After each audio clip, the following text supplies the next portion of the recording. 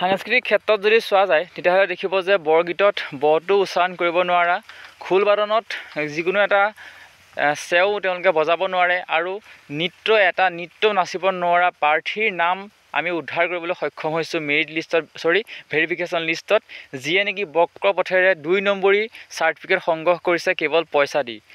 100% সত্য শুদ্ধ এটা আপোনালোকক ইনফৰমেশ্যন দিবলৈ গৈ আছোঁ। সকলোৱে ভিডিঅ'টো লাইক কৰক, লাইক কৰি আপোনালোকৰ যিমান বন্ধু বান্ধৱী আছে সকলো মাজত শ্বেয়াৰ কৰি দিয়ক। যদি হোৱাটছএপ গ্ৰুপ আছে আপোনালোক যিমানটা আপোনালোক হোৱাটছএপ গ্ৰুপত আছে সিমানটা হোৱাটছএপ গ্ৰুপত শ্বেয়াৰ কৰি দিয়ক, যাতে এই কথাটো সকলোৱে গম পায়। 100% সত্য শুদ্ধ নিউজ এটা দিবলৈ ওলাইছোঁ। সকলোৱে ভিডিঅ'টো লাইক কৰিব আৰু শেষত আপোনালোকৰ মন্তব্য এটা দিবলৈ একেবাৰে নাপাহৰিব। কিমান এটা চেঞ্চিটিভ বিষয় হৈ আছে ভেৰিফিকেশ্যন লিষ্ট ওলোৱাৰ পাছতেই, যিখন শিক্ষক নিযুক্তি যোৱাবাৰ 50 জন ওলাইছিলে এক্সট্ৰা চাৰ্টিফিকেট আৰু সেই 50 জন এবছৰৰ ভিতৰতে বাঢ়ি গৈ পালেগৈ 1850 জন। কিমান এটা চিন্তনীয় বিষয় সেয়া হয়তো সকলোৱে গম পায়। গোটেই টেট উত্তীৰ্ণ প্ৰাৰ্থীসকল আজি কেৱল হতাশা আৰু নিৰাশাৰ মাজত দিন কটাইছে ভেৰিফিকেশ্যন লিষ্টখন দেখি পেলাই, সকলোৱে গম পায়। এতিয়া আমি যি বিহু নাচৰ চাৰ্টিফিকেট, যি স্পৰ্টছৰ চাৰ্টিফিকেট, যি NCC চাৰ্টিফিকেট, সেয়া আমি পিছত আলোচনা কৰিম। কিন্তু মই আপোনালোকক দিবলৈ ওলোৱা সেই অথেণ্টিক নিউজটো দিবলৈ ওলাইছোঁ যে ভেৰিফিকেশ্যন লিষ্ট ওলোৱাৰ পাছতে আমি কিছুমান কথা আলোচনা কৰি আছোঁ আৰু আমি তথ্য উদ্ঘাটন কৰিবৰ কাৰণে আমি চেষ্টা কৰি আছোঁ। আমি আচলতে সৰুৰে পৰা আপাৰ আছামৰ পৰা বিলং কৰোঁ, সেয়া হয়তো সকলোৱে গম পায়। সৰুৰে পৰা গোলাঘাট, যোৰহাট, মাজুলী, শিৱসাগৰ, আনকি ধেমাজিৰ বিভিন্ন আমি জেগা আচলতে ঘূৰি ফুৰোঁ, সেয়া আপোনালোকে হয়তো নাজানে। কিন্তু লগতে এটা কথা ক'ব বিচাৰোঁ যে পৰিয়ালৰ বহু আচলতে সাংস্কৃতিক ক্ষেত্ৰত জড়িত ব্যক্তি আছে, সামাজিক মাধ্যমৰ সংবাদ মাধ্যমত কাম কৰা ব্যক্তি আছে। লগতে যোৰহাটৰ যি জিলা আদালতত CGMৰ পেছকাৰ কৰা আচলতে চাকৰিও আমাৰ পৰিয়ালৰ পৰা বিলং কৰে মানুহ আছে। গতিকে গোটেই কথাখিনি আমি কিছুমান বহুত কথা জানো বুলি আমি আচলতে নকৰোঁ, কিন্তু যি আচলতে সাধাৰণ জ্ঞান আমি পাইছোঁ সেই কথাটো আমি আপোনালোকৰ সৈতে আলোচনা কৰিব ওলাইছোঁ। আমি কালি কৈছিলোঁ যে যোৰহাট আৰু মাজুলী একাংশ সংগীত বিদ্যালয় আছে। সংগীত বিদ্যালয় হওক বা খোলৰ বিদ্যালয় হওক, নৃত্যৰ বিদ্যালয় হওক, সেই বিদ্যালয়সমূহে চাৰ্টিফিকেট দিয়ে আৰু সেই চাৰ্টিফিকেট দি চাকৰি কৰাৰ যোৱা বছৰ উপযুক্ত প্ৰমাণ আমাৰ হাতত আছে, সেয়া কালি আপোনালোকক জনাইছোঁ। এইবাৰ যিটো ভেৰিফিকেশ্যন লিষ্ট ওলালে সেই ভেৰিফিকেশ্যনৰ এটা ভয়ংকৰ আচলতে খবৰ আপোনালোকক দিবলৈ ওলাইছোঁ। আমি আলোচনা কৰি আছোঁ, ইয়াৰ আগত ভিডিঅ'ত আমি আলোচনা কৰি আছোঁ কথাখিনি। গতিকে আমি তথ্য উদ্ঘাটন কৰোঁতে নিজৰেই আচলতে চিনাকিৰ এগৰাকী মই কৈ দিছোঁ, মেল ফিমেল কোন হয় কৈ দিছোঁ, এগৰাকী ফিমেল আচলতে প্ৰাৰ্থী সম্পূৰ্ণ ভুৱা ৰূপে প্ৰমাণিত হ'ল। তেওঁ কোনো ধৰণৰ আনুষ্ঠানিক শিক্ষা গ্ৰহণ নকৰাকৈ তেওঁ কেৱল পইচা দি, ক'বলৈ আচলতে বহুত বেয়া লাগিছে, বহুত দুখ লাগিছে। আচলতে ভিডিঅ'টো প্ৰস্তুত কৰিবলৈ আমাৰ বেয়া লাগিছে। সেই সৎ আৰু দুখীয়া ঘৰৰ ল'ৰা ছোৱালীৰ কাৰণে এই আচলতে বক্ৰ পথেৰে যি চাৰ্টিফিকেট আচলতে ল'লে আৰু তেওঁৰ নাম সম্পূৰ্ণ মেৰিট লিষ্টত আছে। খুব 2 দিনৰ ভিতৰতে তেওঁ ভেৰিফিকেশ্যনৰ লিষ্টত তেওঁৰ নাম আহিছিলে আৰু 2 দিনৰ ভিতৰতে তেওঁ ভেৰিফিকেশ্যন আছে। সম্পূৰ্ণ অথেণ্টিক, 100% অথেণ্টিক। যদি শিক্ষামন্ত্ৰীয়ে যদি আমাৰ সৈতে যোগাযোগ কৰি তথ্য বিচাৰে, আমি তথ্য দিবলৈ আমি সাজু আছোঁ। কাৰণ সম্পূৰ্ণ 100% অথেণ্টিক কাৰণেহে আপোনালোকক খবৰটো মই দিছোঁ। ইয়াত কোনো ধৰণৰ ভুৱা বা মিছা বাতৰি নহয়। আৰু সেই যিগৰাকী প্ৰাৰ্থী, সেই প্ৰাৰ্থীগৰাকী একেবাৰে ওচৰৰ পৰা পোৱা প্ৰাৰ্থী আচলতে আমি উদ্ঘাটন কৰিলোঁ। আমাৰ ওচৰতো মিছা মাতি আছিলে তেওঁ আমি যেতিয়া কথা বতৰা পাতিছিলোঁ মাজতে, তেতিয়া তেওঁ আচলতে কোনো ধৰণৰ সেই কথাটো চোৰাং কৰি ৰাখিছিলে। কাৰণ বস্তুটো ভুৱাৰ কাৰণে তেওঁ কথাটো চোৰাং কৰি ৰাখিছিলে, মনে ৰাখিছিলে। কিন্তু আমি চেক কৰি থাকোঁতে যেতিয়া আমি চেক কৰিলোঁ, সকলোখিনি কথা আমি আলোচনা কৰিলোঁ বহুতৰ সৈতে, তেতিয়া গম পোৱা গ'ল যে সেই প্ৰাৰ্থীগৰাকীৰ চাৰ্টিফিকেট কেৱল পইচা দি কিনা চাৰ্টিফিকেট আৰু কোনো ধৰণৰ আনুষ্ঠানিক শিক্ষা গ্ৰহণ নকৰাকৈ সেই চাৰ্টিফিকেট গ্ৰহণ কৰিলে। আৰু সেই চাৰ্টিফিকেট টেটৰ এপ্লাই কৰাৰ সময়ত তেওঁ দিলে আৰু দিয়াৰ পাছত আজি ভেৰিফিকেশ্যন লিষ্টত তেওঁৰ নাম আহিছে।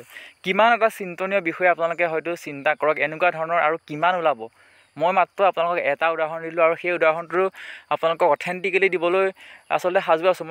আমি কৈছোঁৱে যে এইটো সম্পূৰ্ণ 100% অথেণ্টিক খবৰ হয়। শিক্ষা বিভাগ, মুখ্যমন্ত্ৰী ডাঙৰীয়া যদি মোৰ পৰা প্ৰমাণ বিচাৰে, মই দিবলৈ সাজু আছোঁ। কাৰণ সম্পূৰ্ণ আমি এইটো প্ৰাথমিক তথ্য আমি বুলি ক'ব পাৰোঁ। গতিকে কোনো ধৰণৰ একো ক্লাছ নকৰাকৈ কোনো গান এটা কেতিয়াও গাই পোৱা নাই, জীৱনত কেতিয়াও বৰগীত এটা গাই পোৱা নাই, কেতিয়াও খোল এটা বজাই পোৱা নাই, একো নাচি পোৱা নাই। কিন্তু সেই আজি প্ৰাৰ্থীয়ে পইচা দি পেলাই ভুৱা চাৰ্টিফিকেট গ্ৰহণ কৰি ভেৰিফিকেশ্যন লিষ্টত তেওঁৰ নাম আহিছে। আৰু সেই কামটো এতিয়া কিমান সঠিককৈ কৰে DWD কৰ্তৃপক্ষই, অসম চৰকাৰে, শিক্ষা বিভাগে বহুত বেছি প্ৰয়োজনীয় হৈ পৰিছে। হাজাৰ হাজাৰ প্ৰাৰ্থীৰ হৈ হাজাৰবাৰ আমি DWDক অনুৰোধ কৰিম, শিক্ষামন্ত্ৰী ডাঙৰীয়াক অনুৰোধ কৰিম, যাতে এই যিবিলাক আচলতে অভিযোগ, প্ৰতি অভিযোগ আপোনালোকে সম্পূৰ্ণ নিৰ্মূল কৰক।